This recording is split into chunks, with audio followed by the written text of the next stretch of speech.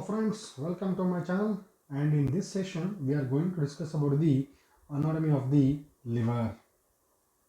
So we are going to see the anatomy of the liver under following headings. First we will see the introduction to the liver, where it is located, what is the shape of liver, what are the characteristic features, the presenting parts like borders, surfaces, lobes and fissures, the peritoneal folds, and lastly histology with blood supply and nerve supply. So let us begin the discussion of the liver.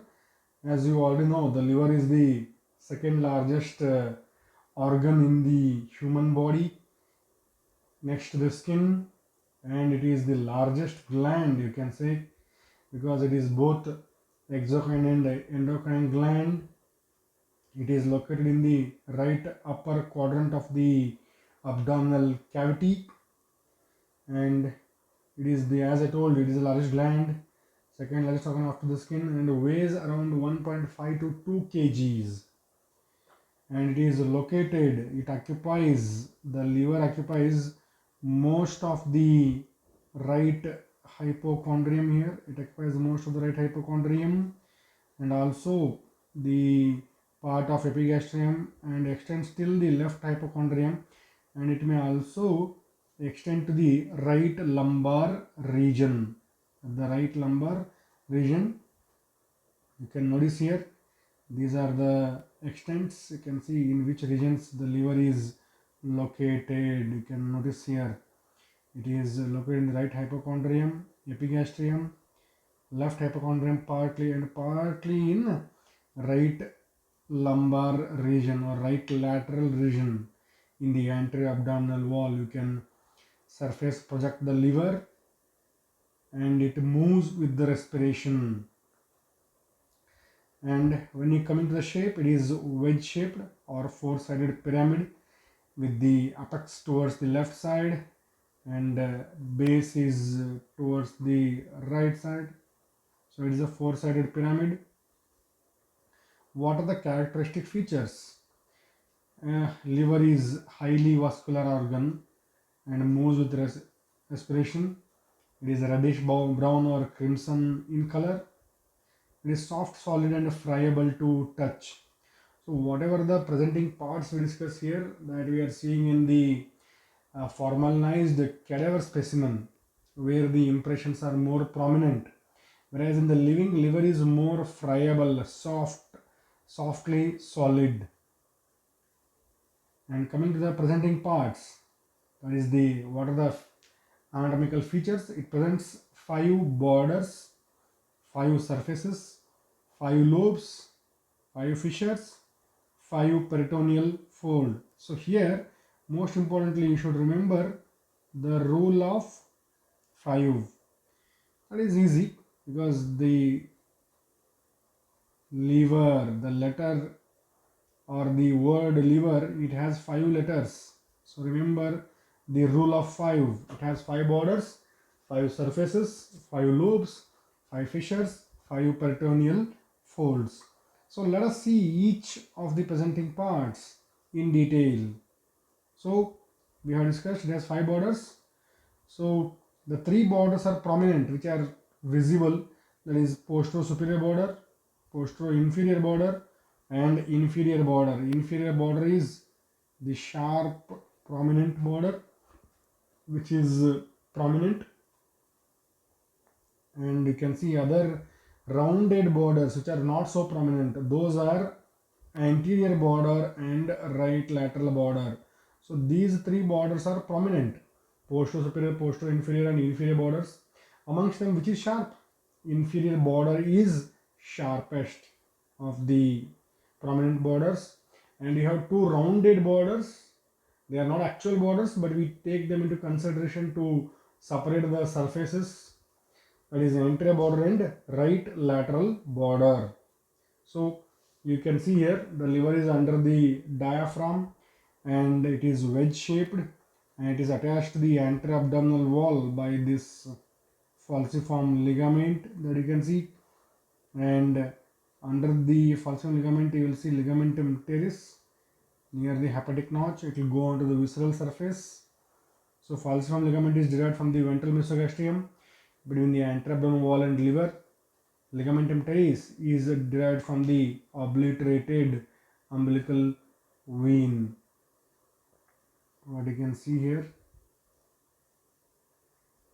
you can notice that is the anterior border, and here is the right lateral border. These are rounded borders, these are not so prominent, but this one along the inferior surface, what you are seeing, that is the sharp inferior border, that is what you are seeing. So here you are noticing the rounded anterior border and right lateral border and a sharp inferior border. So these three borders you can see here. Here you can notice this is anterior surface, this is a right lateral surface, and here you will see superior surface. So these borders help us to demarcate the different surfaces. So anterior border, right lateral border, inferior border, what you are seeing on the anterior view, and in the posterior view where this visceral surface is there.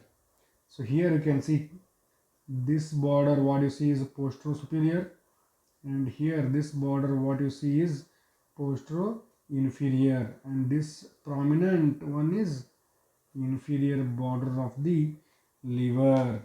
So these are the different borders you are seeing. On the anterior surface you will notice anterior border, right lateral border and inferior border. On the posterior surface you are seeing this is a posterior superior border, posterior inferior border, and surface between them is called as posterior surface. And between the posterior inferior border and inferior border you will see inferior surface, are also called as visceral surface because it is related to the surrounding viscera. So you will see posterior superior and posterior inferior border. And coming to the surfaces, as we have already seen with the borders, so liver basically has two surfaces because most of the liver is covered by a diaphragm, that is called as a diaphragmatic surface, and other part of the liver is related to the surrounding visceral organs, that is called as visceral surface. Again, the diaphragm surface is subdivided into different surfaces for easy description: anterior surface, superior surface, right lateral and posterior surface. So when you see the liver here, we have already discussed about the surfaces, this borders here. So here you will see anterior border, right lateral border, inferior border. So here you will see this is anterior surface, superior surface and right lateral surface. Whereas in the posterior view, what are the two borders you see? Posterior superior border, posterior inferior border, so and inferior border. So between the posterior superior and posterior inferior you are seeing posterior surface. Between the posterior inferior and inferior border you are seeing this visceral surface. So five surfaces are there. When you see from the front view, anterior surface, between the anterior border and posterior superior border you are having superior surface, and whatever the part towards the right of the right lateral border you have right lateral surface, and between the posterior superior and posterior inferior borders you have posterior surface, and whatever remaining the visceral surface. So five borders and five surfaces you can notice: anterior surface, superior surface, right lateral surface, posterior surface. These all belongs to the visceral surface. You can see the anterior border again, right lateral border, posterior inferior border, and one more border you see here is posterior superior border. So remember, five borders and five surfaces. Here you can see from the superior view, you can notice this is a superior surface. The right lobe is larger than the left lobe, you can notice there. That is all superior surface. And when you see here in the animated video, let us begin with the surface topography of the liver. So as you already know, the abdomen is divided into 9 regions by 2 vertical line and 2 horizontal line. What is the shape of the liver? It is wedge shaped, extends from right hypochondrium, right lumbar, right epigastrium and left hypochondrium. This is the liver. It is located here. These are the regions. You can see there. Liver is located, and most of the liver is covered by the diaphragm, and it lies under the right thoracic cage. It pushes itself into the thorax and occupies the right upper quadrant of the abdominal cavity. You can notice there, that is the liver just below the right dome and central tendon and part of the left dome of the diaphragm, and on the towards the left side it covers the stomach, and it has the gallbladder on the visceral surface. You can notice there, that is the liver. If you isolate, you can see it is the wedge shaped structure. You can notice there are attachments of peritoneal folds because it is attached to the anterior abdominal wall. You can notice there the anterior surface.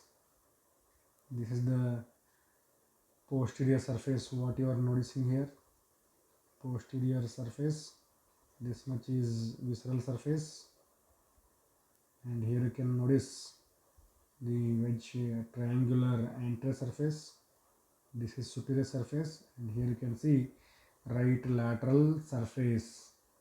These are the different surfaces you can notice, and also we have seen the border. This is the convex right lateral surface, convex towards right side. It forms the base of the wedge shaped liver, and here you can notice this much is superior surface. You can see here it is related to the central tendon of diaphragm, and heart lies over it, superior surface. And here you can notice the part of the posterior surface. This is visceral surface, and you can see the porta hepatis, the gateway of liver through which structures enter and some will exit. It is not called as hilum. Remember that liver does not have hilum. It has the porta hepatis gateway, because to call the structure as the hilum of any organ, whatever the structure enter, they should exit. But here in liver, hepatic artery enters through the porta hepatis, but hepatic vein does not come out through that. That's why it is not called as hilum of the liver. Remember that liver does not have hilum. It is called as porta hepatis. Spleen has hilum, kidney has hilum, lung has hilum. But here, the liver, it is called as porta hepatis. Port means the entrance or gateway of the liver, porta hepatis. Why it is not called as hilum? Because to call it as hilum, whatever the structure enter the organ, they should leave through same gateway. But here, portal vein is entering, hepatic artery is entering, but hepatic veins are not coming out through this. Are you understanding? That's why it's called as porta hepatis and not called as hilum.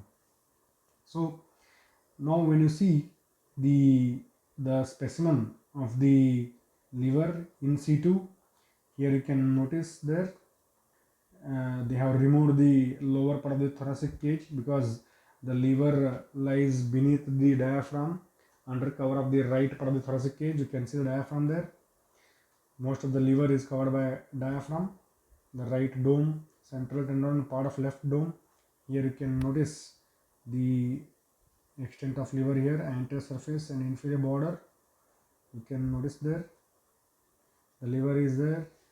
So when you fix the diaphragm there, you can notice how the liver is located in the anatomical position there. You can see right lobe is higher and larger, left lobe is smaller and just in the lower plane compared to the right lobe. And you can notice here the anterior border, right lateral border and a sharp inferior border there. So this is the anterior surface what you are seeing. Here you will see superior surface. You can notice, yes, there is a right suprahepatic recess separated from the diaphragm, but the peritoneal folds attach the liver to the diaphragm, and part of the liver is in direct contact with the diaphragm. That is called as bare area of liver, which is non-peritoneal. You can notice here. So when you see the liver in isolation, you can see it is wedge shaped. It is wedge shaped with apex towards the left side and base towards the right side. And here you are noticing the different borders: anterior border, right lateral border. This is sharp inferior border, and you can notice here how the left lobe is smaller and narrower compared to the large and wide right lobe of the liver. And you can also notice the part of gallbladder there, the fundus of the gallbladder, and you can notice here is the line of attachment of falciform ligament, and here will be hepatic notch, and this falciform ligament will diverge, and this part will attach to the diaphragm. And as you come to the right side here, you will see right lateral surface which is convex towards right side. You can notice how the inferior border is sharp. The most prominent border in the liver is inferior border, and here you can see the visceral surface. You can see the posterior superior border. This is the posterior inferior border, and this is the inferior border. So this is posterior surface, this is visceral surface. That is what you are noticing. You can see again the sharp inferior border. The liver is divided into different lobes. That is the gallbladder. You can notice there it concentrates the bile which is produced by the liver. So next, moving to the surfaces, as we have already discussed. Surfaces, you can see the three borders: anterior, right lateral and inferior borders. And when you see the surface, the anterior surface is roughly triangular. It is roughly triangular and divided into right and left. It is divided into right and left by the falciform ligament. What is falciform ligament? It is the part of the ventral mesogastrium which lies between the anterior abdominal wall and the liver. Subsequently, it moves to the right side. This does not lie in the sagittal plane or median plane.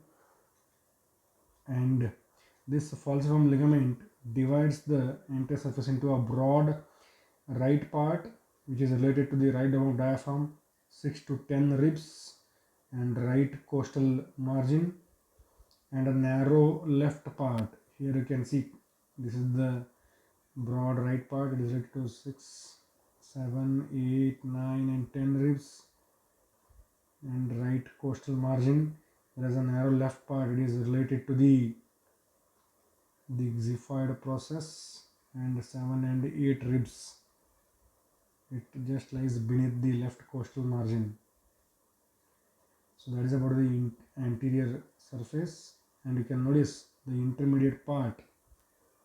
It lies close to xiphoid process. So here you can see xiphoid 6, 7, 8, 9 and 10 ribs, 7 and 8 on the left side. So that is about the anterior surface. Coming to the superior surface. Superior surface is convexo-concavo-convex. Means it is convex on the right and left sides and concave in the middle, where it is related to the central tendon of diaphragm. Above it you will see the fibrous pericardium having the heart. So it is convexo-concavo-convex, and it is related to the domes of the diaphragm and central tendon of diaphragm. You can notice there. So here you can see the convex part, concave part, and again convex. That is the superior surface. On a superior surface only, the two layers of falciform ligament diverge to form the coronary ligament and triangular ligament and attach to the undersurface of diaphragm. So next we are going to the right lateral surface. As you already know, the anterior border and right lateral border, here is the right lateral surface. That is what you are seeing. It is convex and covered with the peritoneum, related to the undersurface of the diaphragm, right dome of the diaphragm, and 7 to 11 ribs on the right side. And between the ribs and diaphragm, the following structures will intervene there. Upper one third you will see lower part of the right lung and right pleural sac. Middle one third you will see diaphragmatic recess of the pleura, and lower one third it is in direct contact with the diaphragm.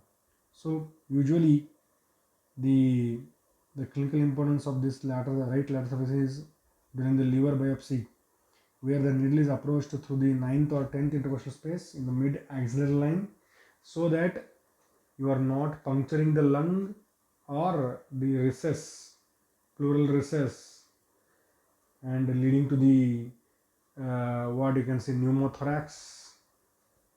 So to avoid that, we can approach the liver by passing to the right 9th and 10th intercostal space, where it is attached only to diaphragm.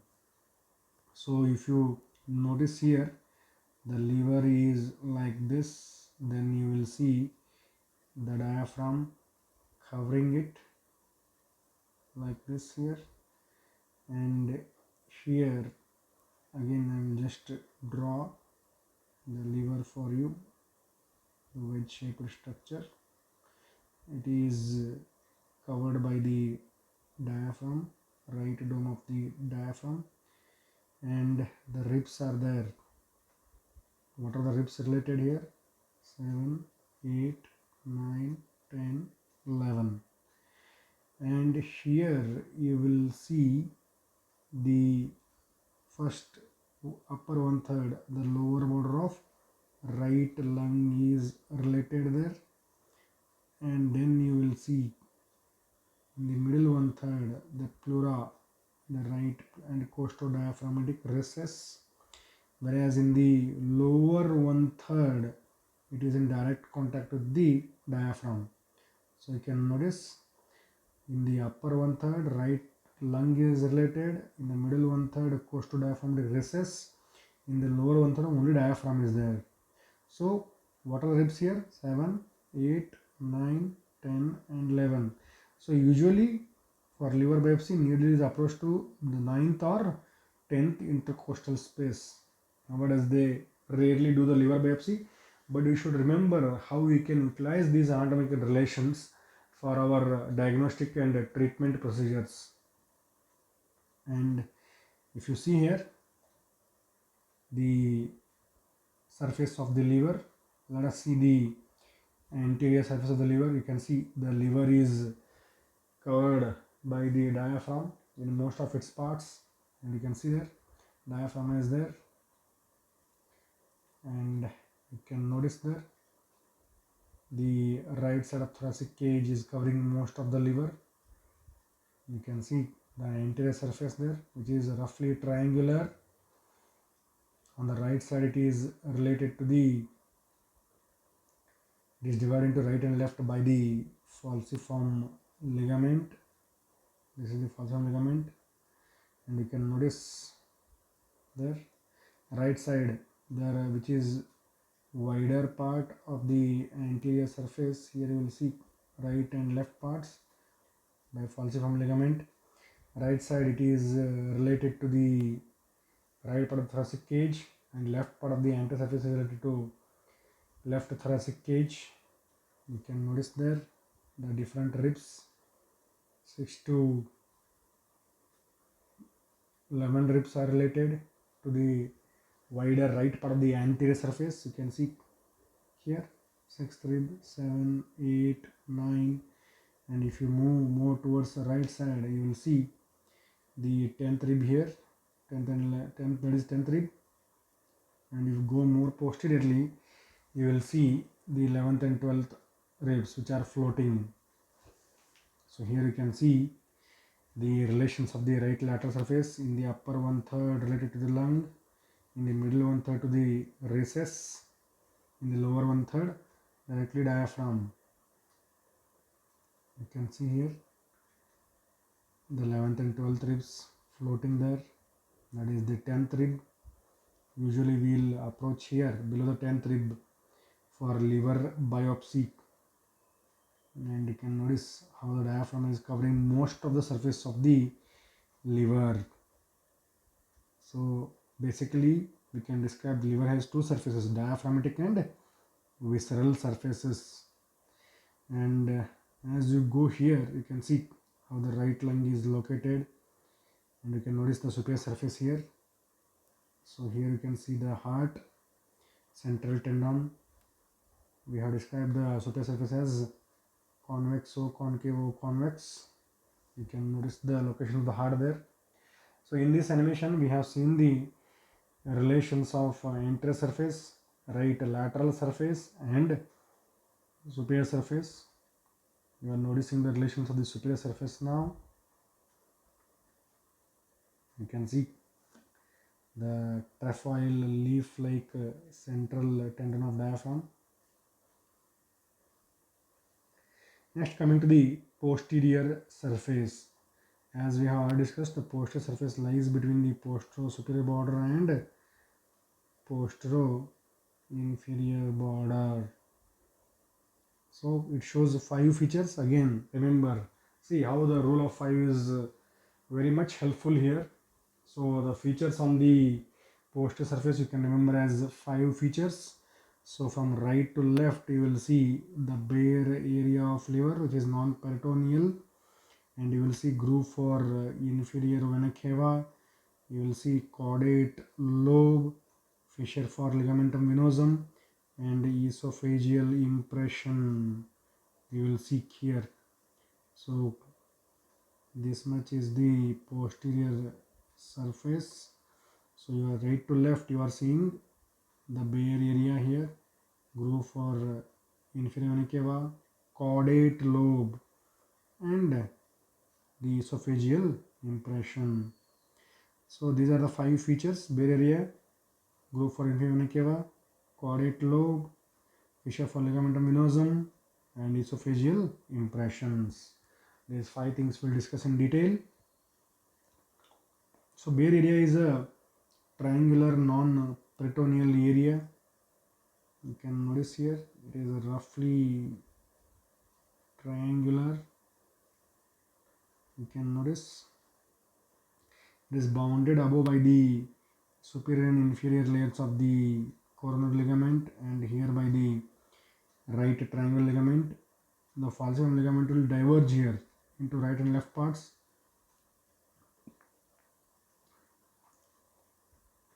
Coronary ligaments. So what are the boundaries of the bare area? Above by the superior coronary ligament, below by the inferior coronary ligament, and here by the where these two meet, that is the right triangular ligament, and base is formed by the groove for inferior vena cava, that is the bare area. You can notice there. Now coming to the groove for inferior vena cava. Inferior vena cava is related here, and you can notice how the hepatic veins will enter into inferior vena cava directly. We have discussed about this. I told you liver has porta hepatis, not hilum, because hepatic arteries enter through porta hepatis, but hepatic veins come out and end in inferior vena cava. They are not going back by same opening. That's why it is not called as hilum. It is just called as porta hepatis. This groove for inferior vena cava is also a non-peritoneal area. Beneath that, here you will see it is pierced by multiple hepatic veins. And then coming to the caudate lobe. Caudate lobe, you can notice on the right side it has the groove for inferior vena cava. On the left side the fissure for ligamentum venosum. Below the porta hepatis is there. Above you can see postero superior border. These are the boundaries of the caudate lobe. So It is the part of the liver, and the caudate lobe presents two processes that we will discuss in the visceral surface. And next is fissure for ligamentum venosum. It is a vertical, deep vertical oblique cleft, means as if you are scooping into the liver with your left hand. You are scooping into the liver from your left hand through this fissure. The floor of the fissure for ligamentum venosum is non-peritoneal, but it has the anterior and posterior surface. I told you, you can scoop, you can literally scoop into this one like this.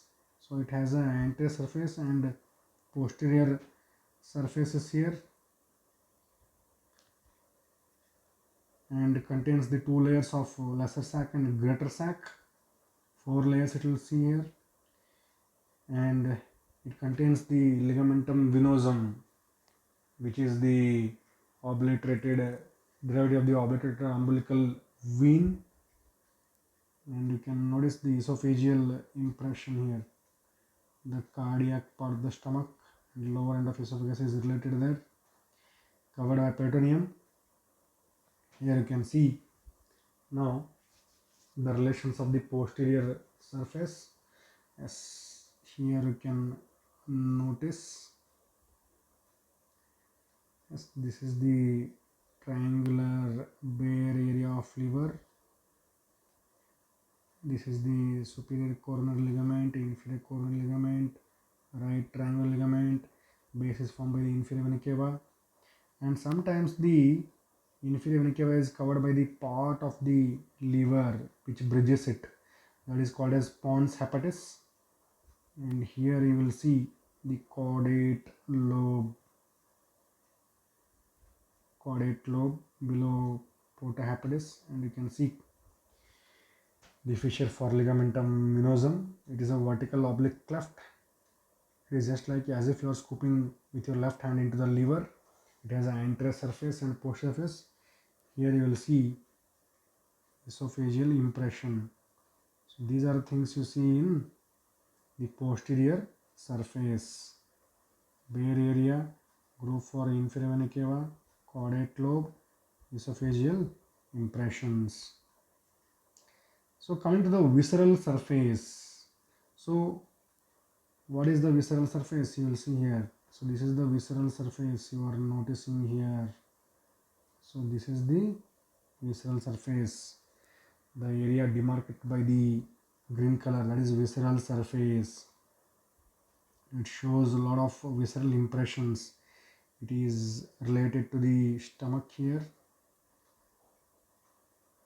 Stomach, the pylorus, and first and second part of duodenum, the transverse colon, kidney, suprarenal gland. So you will see the two processes, the papillary and the caudate processes, porta hepatis, fissure for ligamentum teres, fossa for gallbladder.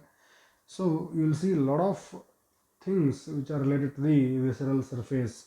First one you will see is the gastric impression, and here the quadrate lobe. You are seeing the quadrate lobe, fissure for ligamentum teres,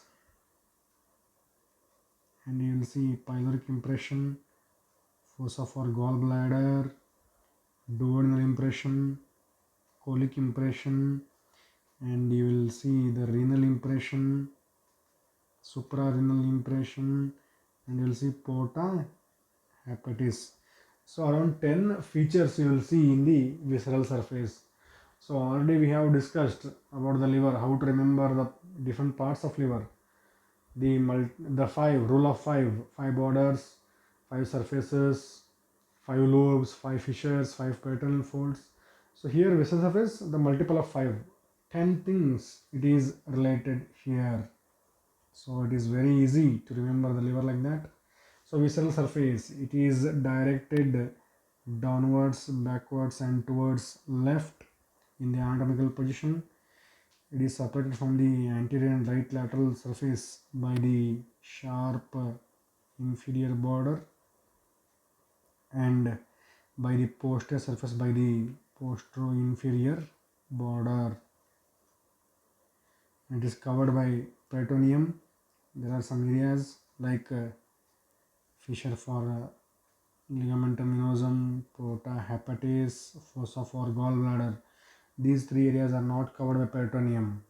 These are non-peritoneal in the visceral surface, whereas two you have seen in the posterior surface, fissure for ligamentum venosum, groove for inferior vena cava. These are also non-peritoneal. Again, there are 5 non-peritoneal areas. One more is the biggest. You can see the bare area of liver. So total 6 areas you can say which are non-peritoneal. So coming to the first impression, what you see on the visceral surface from left to right. In the posterior surface, we have gone from right to left. Here we go from left to right. So first impression is gastric impression. It is a shallow concave fossa that you are seeing here as a gastric impression.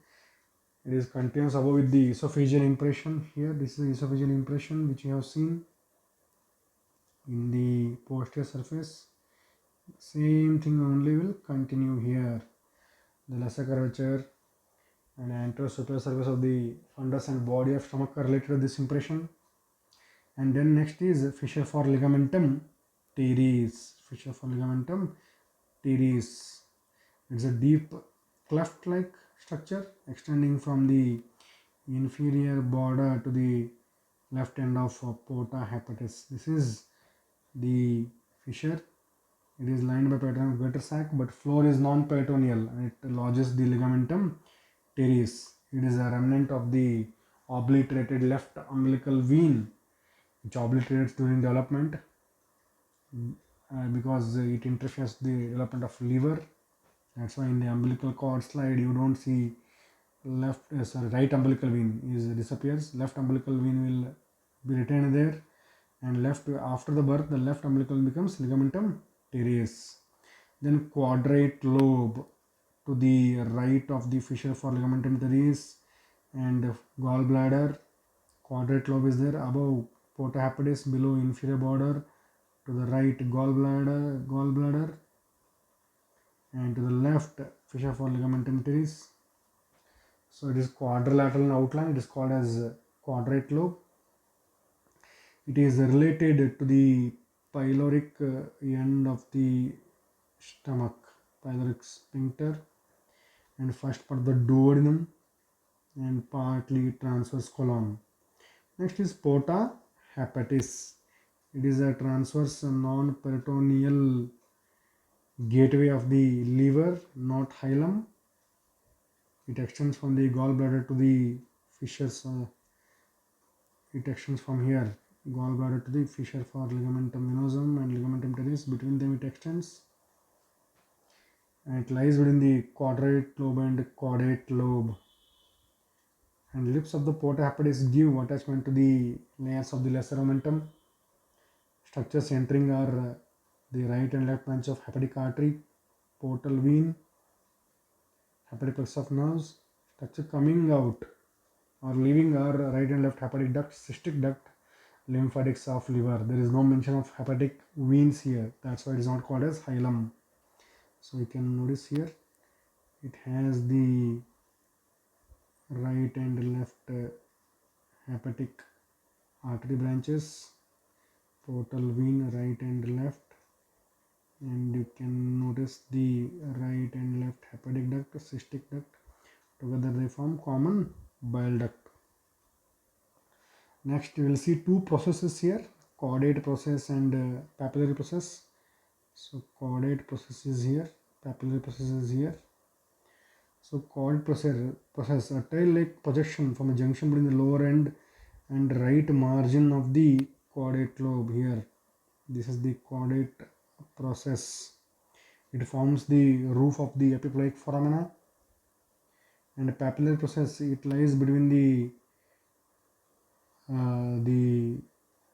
junction between the lower end and the left margin of the caudate lobe. Here you can see that is the papillary process. It is related to the celiac trunk. And next to the right of caudate lobe, you will see fossa for the gallbladder. It is a non-peritoneal fossa, already I discussed. Extends from the cystic notch of the inferior border to the right end of porta hepatis, and it is related to the body and neck of the gallbladder. Fundus is beyond the inferior border of the liver. Then next is duodenal impression. It is related to the junction between the first and second part, or you can say superior duodenal flexure. And next is colic impression. Here it is related to the transverse colon and right colic flexure, that is colic impression. Shallow depression there. And next is the renal impression. Here is the renal impression related to the right kidney, and right suprarenal gland is slightly is in the area of Bayer area, that is the right suprarenal gland. So you can see it extends between the upper limit of the colic impression and lower limit of the Bayer area of liver. Here you are seeing the renal impression, and related to the upper part of the anterior surface of right kidney and right suprarenal gland, separated from the kidney via hepatorenal pouch of Morrison, the most dependent part of the peritoneal cavity in the recumbent position. Here you can see, coming to the relations of the visceral surface of the liver. Here you can notice the liver is there. Here you can see the gastric impression related to the upper part of the fundus and the body and lesser curvature.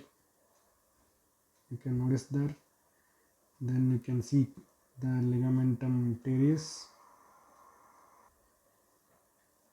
You can notice there, and the quadrate lobe here.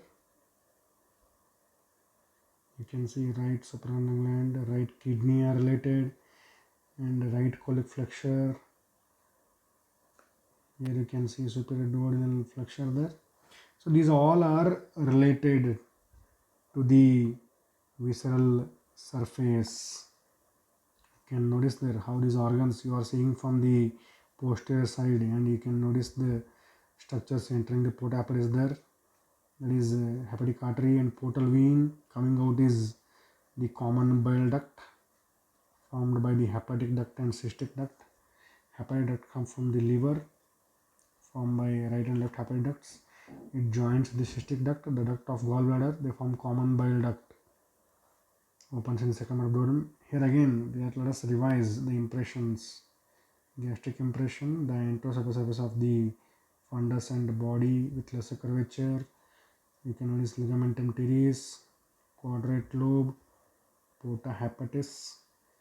You can see pyloric impression, duodenum, right suprarenal gland, right kidney. You can notice here part of the gallbladder is beyond the inferior border of liver, that is fundus.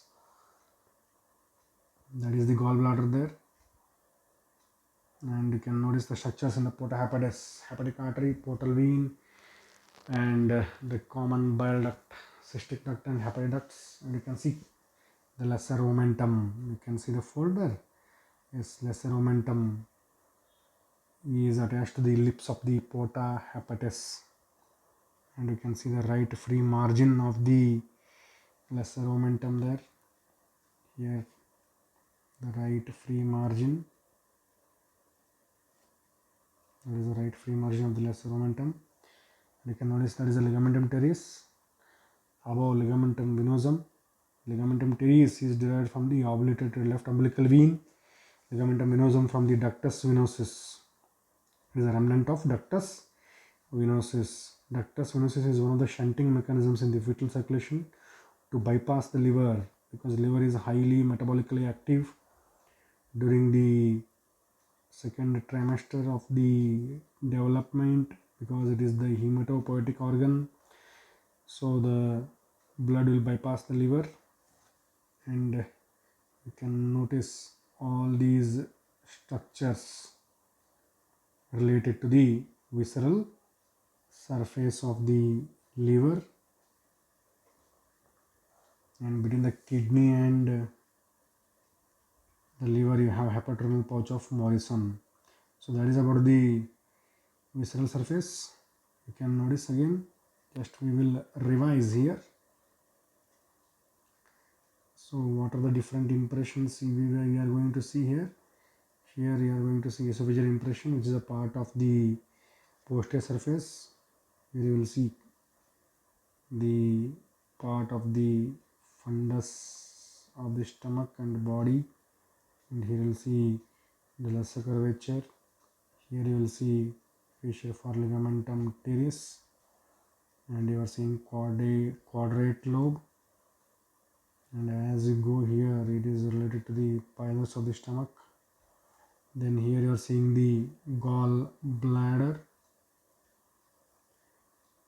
and here you will notice the junction between the first and second part of the duodenum, superior duodenal flexure. Then here you can notice the transverse colon with the right colic flexure. Here you will see the renal impression, the suprarenal impression. Here you will see the porta hepatis. So these are the things you are going to see on the visceral surface. And on the posterior surface, what you are seeing? You are seeing the bare area of liver, groove for inferior vena cava, caudate lobe, fissure for ligamentum venosum, esophageal impression. So coming to the lobes, anatomically the liver is divided into 4 lobes. Already have seen on the anterior surface how the falciform ligament divides it into right and left lobes, a smaller narrow left lobe and a larger wider right lobe. So right and left lobe. Remember, these lobes are not physiological lobes, these are anatomical lobes. You can see right lobe and left lobe. And in the posterior surface you have already seen caudate lobe in the posterior surface, quadrate lobe in the visceral surface, and sometimes you'll have an accessory lobe called as Rydell's lobe arising from the inferior border. Sometimes it will extend from the inferior border of the liver, Rydell's lobe. So usually 5 lobes will be there. Most commonly 4 lobes are found, sometimes Rydell's lobe. So you can notice the lobular structure there. Here again we'll just reiterate. Usually the liver is divided physiologically along the cholecystocaval line into right and left lobes, having the hepatic segments. You can notice there, that is the inferior vena cava, and the 2 lobes what you see on the posterior surface, that is the caudate lobe and quadrate lobe. So you can see gallbladder. So these 2 structures are considered, and you can notice there, that is the porta hepatis, transverse non-peritoneal fissure through which some structures enter and some structures exit. Not a true hilum, it is not a hilum at all. You can notice the bare area there, that is the inferior vena cava. Once you take out the inferior vena cava, you can see the hepatic veins opening directly into inferior vena cava here. They are not coming out through porta hepatis, they are entering directly into the inferior vena cava. Yes. So you can notice, and next to inferior vena cava, you can see that is caudate lobe. I told you it's a vertical cleft. It has a anterior surface. This is the anterior surface. This is the fissure for ligamentum venosum. I told you can scoop with your left hand. It is a oblique vertical cleft. This is the ligamentum teres. So anterior surface of the caudate lobe. And once you reflect again, keep it back in the anatomical position. So that is, you can see ligamentum venosum, remnant of ductus venosus. Ligamentum teres is a remnant of obliterated left umbilical vein. You can notice there. And that is the porta hepatis. There you will see the two layers of lesser omentum, the right free margin. So you can see that is the left lobe, anatomical left lobe, and you can see this is the posterior surface of the caudate lobe, quadrate lobe. That is seen on the anterior surface like that. This is the caudate lobe, anterior surface and posterior surface. You can scoop with your left hand. I told you it's the oblique vertical cleft. So usually it will be like this, like a tail, caudate lobe, like the tail, it is there.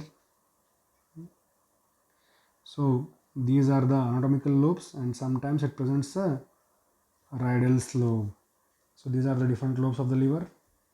Coming to the fissures of the liver, you can see the H-shaped fissures, fissure for ligamentum venosum, fissure for ligamentum teres, porta hepatis, groove for inferior vena cava, fossa for gallbladder. So a transverse H-shaped fissure you will see on the visceral surface of the liver, fissure for ligamentum venosum, ligamentum teres, porta hepatis, groove for inferior vena cava, and fossa for gallbladder. So these are the 5 fissures you can see on the visceral and posterior surface, and 5 peritoneal folds. So on the anterior surface you are seeing falciform ligament, then diverge into coronal ligament, and apex of these diversions they are called as right and left triangle ligaments and lesser omentum. These are the peritoneal folds related to the liver. You can see the falciform ligament there. It is the portion of ventral mesogastrium between the anterior abdominal wall and anterior surface of liver. So you can notice how it will diverge there.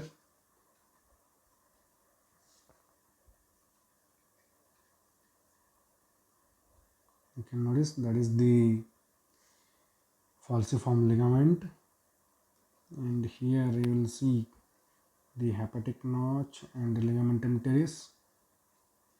You can notice here this much, and you can notice this is the anterior abdominal wall, and here is the falciform ligament, and this is ligamentum teres. This part is ligamentum teres.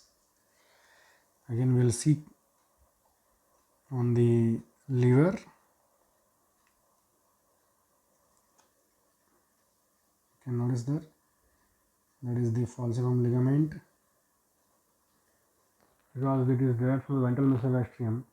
Ventral mesogastrium also forms the peritoneum around the liver. So falciform ligament will diverge into right and left sides. It will cover the liver on the left and right sides. You can see it is how it is related here to the anterior surface of the liver.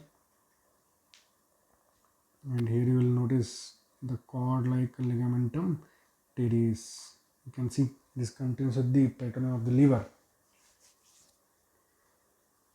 on the right and left sides, and above it will diverge and attached to the diaphragm where it forms the coronary ligaments respectively. It will diverge there, diverge and form coronary ligaments.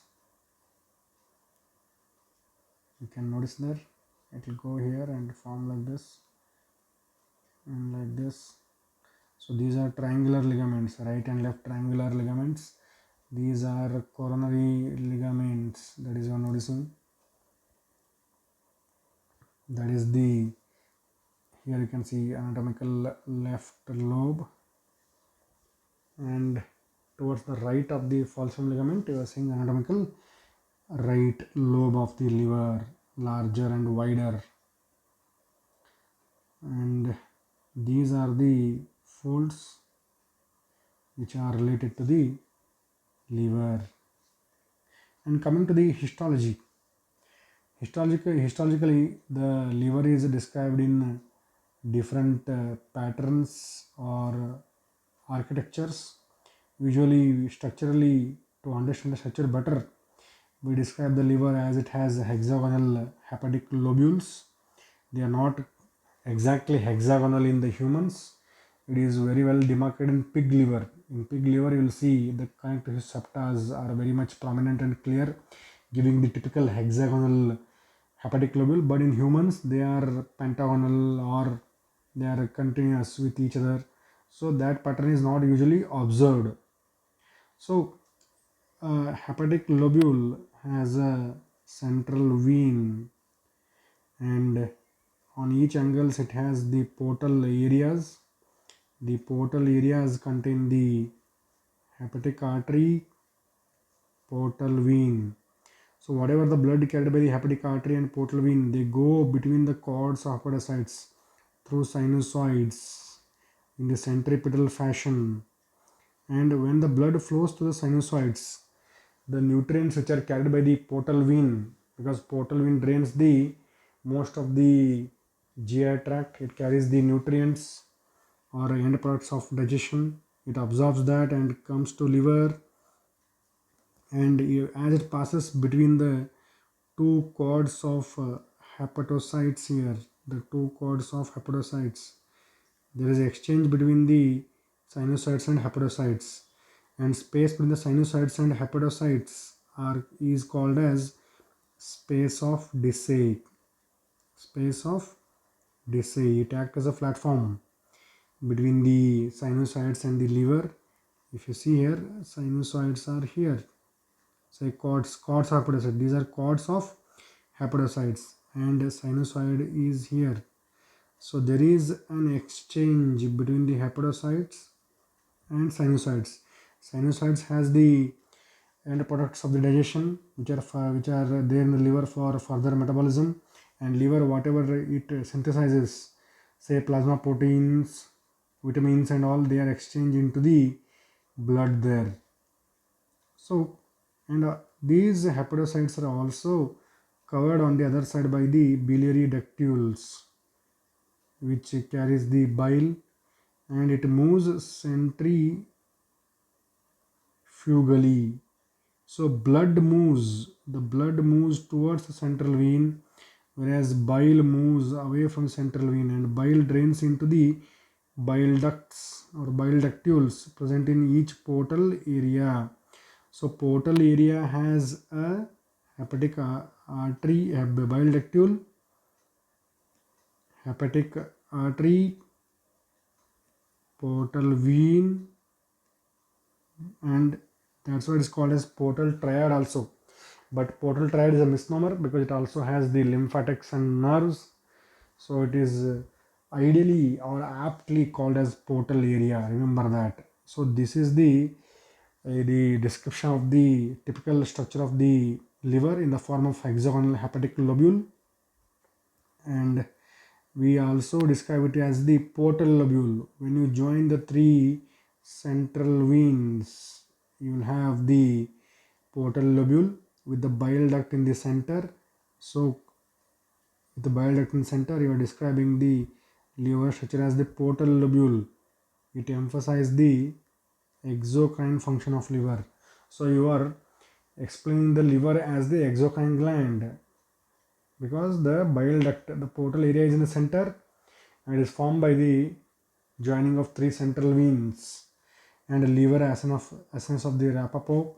This pattern or this architecture indicates the metabolism of the liver or endocrine function by joining the two central veins of the adjacent hepatic lobules. So it divides the area into zone 1, 2, 3, and is very important in determining the liver injury in case of congestion of liver. So you can see here, this is how the liver is described in different architectural patterns. Classical lobule helps you to understand the structure of the liver. Portal lobule helps you to understand the exocrine function of the liver.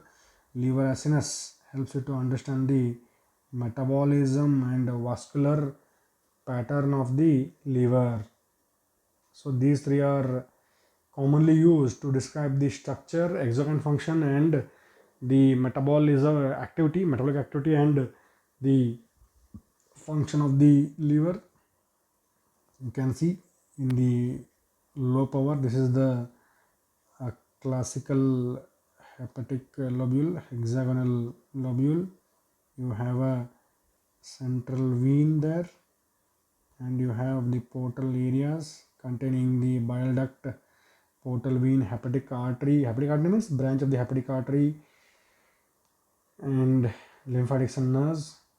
And already we have discussed the blood flow is centripetal, bile flow is centrifugal, and whatever spaces you are seeing here, white spaces, those are the sinusoids. They carry the blood of both portal vein and hepatic artery towards central vein, and a space of Dissay is there between the cords of hepatocytes and the sinusoids.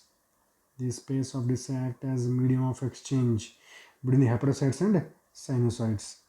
The sinusoids carry the raw materials for the metabolism, and hepatocytes empty their products of the exocrine and endocrine functions. So this is how it happens, and these central veins join to form hepatic veins.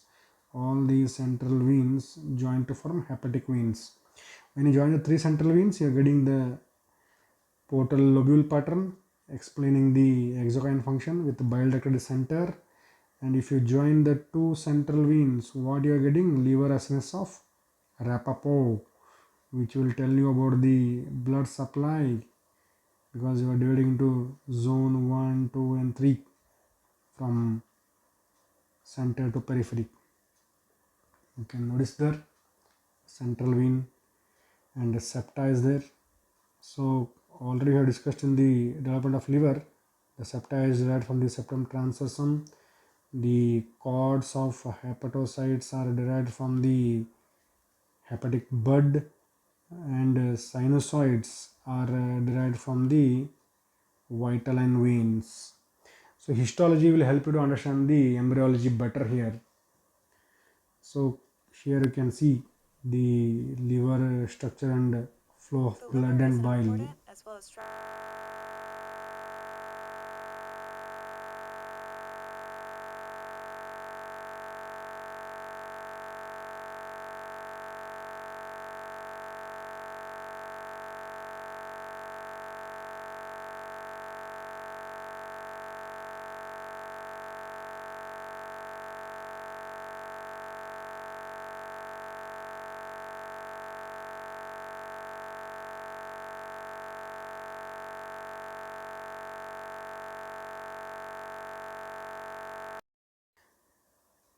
So here we'll try to understand the histology of the liver.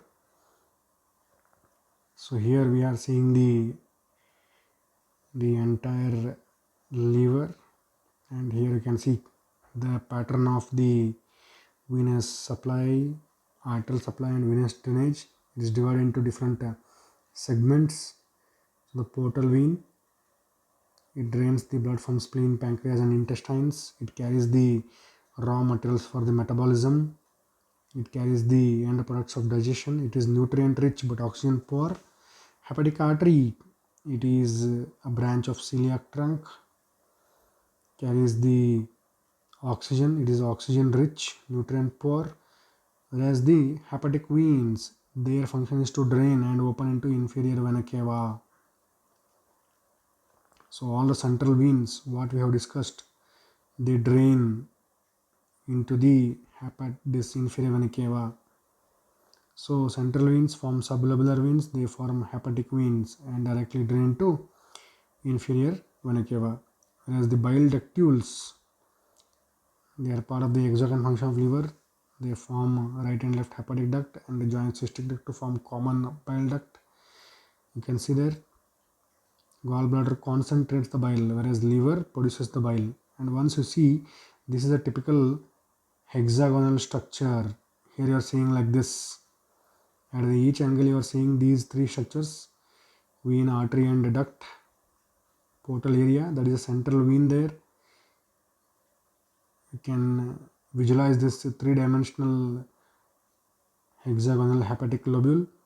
in the cross section. You can see portal vein, hepatic artery and bile ductule there, and central vein is in the center in the median plane. So portal triad, but it is called as portal area ideally. Yes, you are seeing histologically like this in the cut section, horizontal section or cross section. That is the central vein, and these are the things in the portal area.